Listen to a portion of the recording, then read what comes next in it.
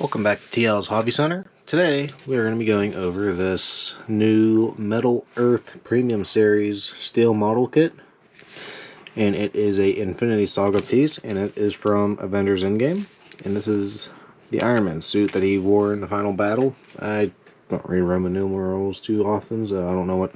It's his last suit that he made. So it's whatever X or LXXXV is.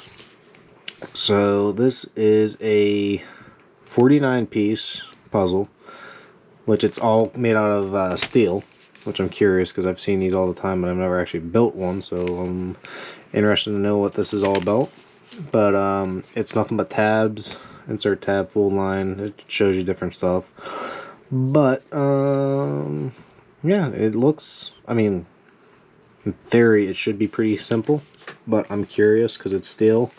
Down here you can see there's also different kinds. There's a Spider-Man, there's a Deadpool, there's an Infinity Gauntlet, and Stormbreaker. So I'm curious to know where I can find all of them. I might have to look on Amazon and buy them, but yeah, I'm very curious. So let's jump into this thing and see what we got.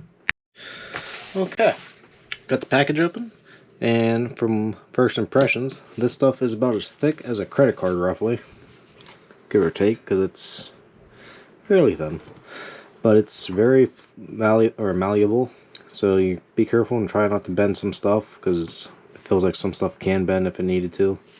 So this is one of the first pieces, and you can see that it's kind of like laser etched in there, I guess you can call it. But this is pretty much what we're going to be dealing with. These pieces pop out pretty simple.